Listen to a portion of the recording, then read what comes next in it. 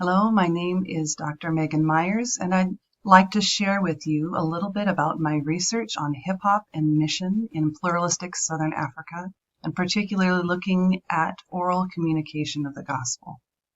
On March 28th, just this year, 200 people sheltering inside the Amarula Palma Hotel made a desperate run for the beach in a 17-vehicle convoy. They were attacked as they left the hotel, and U.S. officials estimate 40 to 50 people were slaughtered. This shocking event is one of a series of ongoing attacks since 2017, and it's been fueled by a mix of both poverty and corruption. Now, due to its location on the Indian Ocean, Mozambique has participated in the global marketplace for centuries, enduring opportunistic Muslim traders, oppressive Portuguese sailors, and their respective religions. What precipitated such violence in an area known until recently for its beaches? Palma is located in the poorest province in Mozambique, but over the course of a few decades, however, it's become the hub of legal and illegal trade, earning the region a reputation of the place that will make Mozambique rich. Unfortunately, locals are not reaping the benefits, frustrated by a lack of jobs, marginalized and uneducated youth with surprising links to national and international networks of contraband, military training, religious leaders, and financial support are at the core of these Islamic attacks. While researchers have varied views on this insurgency, all agree that underemployed youth searching for means of a better life are at the heart of this issue. I'd like to show you a brief video now that gives a little bit more of the context in which this research was done, and then suggest some strategies for reaching and raising the future voice of the church. Christianity is now one of the two most widely practiced religions in Africa. Almost half of the African population is Christian. This emerging trend has shifted Christianity's center from European industrialized nations to the global south. According to Lamisane, Africans are ill-equipped and under-resourced to be the voice of Christianity worldwide, a voice that is increasingly comprised of poor urban youth. Bem-vindo! Welcome to Beira, a port city in the central region of Mozambique, which boasts a population of just over 500,000 people. With a population growth of 3.5% per year and an urbanization rate of 3.4%, the demographic landscape of Mozambique is shifting rapidly, resulting in a proliferation of slums, urban poverty, and rising inequality. 45% of Mozambique's population is under age 14, and life expectancy is around 45 years of age. The average woman has 6 children. One of the poorest countries in the world, Mozambique's labor force is growing at a rate of 500,000 per year, and the average income is less than $100 per month. What does it mean to mission in this context? How do we reach the future voice of the church? Hip-hop has become arguably one of the most relevant cultural forms of expression for African youth, and as such, must be explored in order to understand music and youth in the multi-faith cities of Africa. Meet Ibrahimo, a Christian rapper in Beira. Eu sou Nelly Brain, meu nome formal é Manuel Ibrahimo Antônio, sou moçambicano, sou rapista cristão. Through Ibrahimo's life and art, we learn about multi-faith dialogue, urban migration, education, and globalization, powerfully illustrating broader missiological concerns.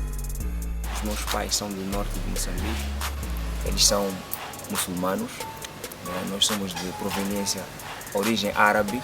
Saio de casa aos 13 anos de idade para um colégio interno e foi onde eu comecei a conhecer a música.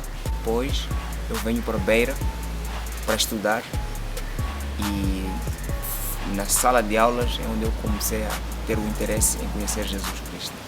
Encontrei na música alguém que me ouvisse e alguém que me ensinasse a pensar sobre os meus pensamentos. Pela sua característica, o rap é um estilo de música que há liberdade, não há muitas regras sobre o que tu expressas. O rapista tem autonomia, ele fala o que pensa, fala o que acredita. As nossas igrejas não têm, a maior parte delas, uma estrutura talvez teológica com fundamentos que possam enfrentar alguém que venha com suas opiniões. Então eu penso que é uma ameaça.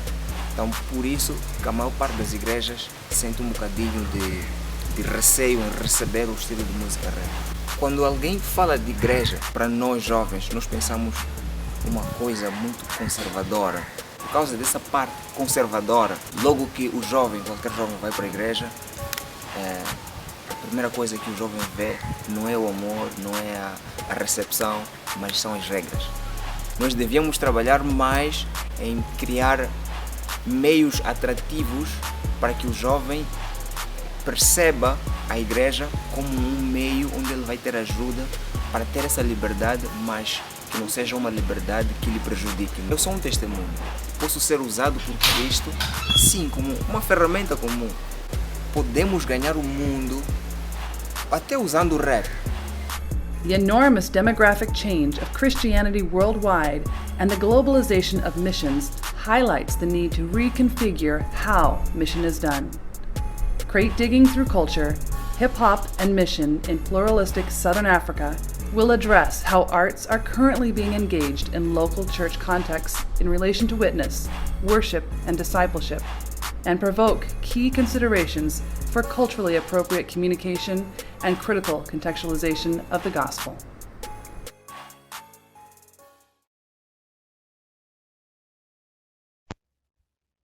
I hope the previous video clip on rap in Mozambique helped you to catch a bit of a feel for just how important culturally relevant oral presentations of the gospel really are.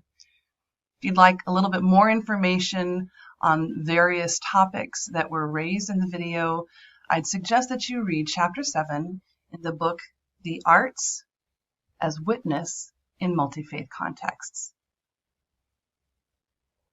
Allow me now to share a few missiological concerns, key considerations, and finally, some suggestions for creativity.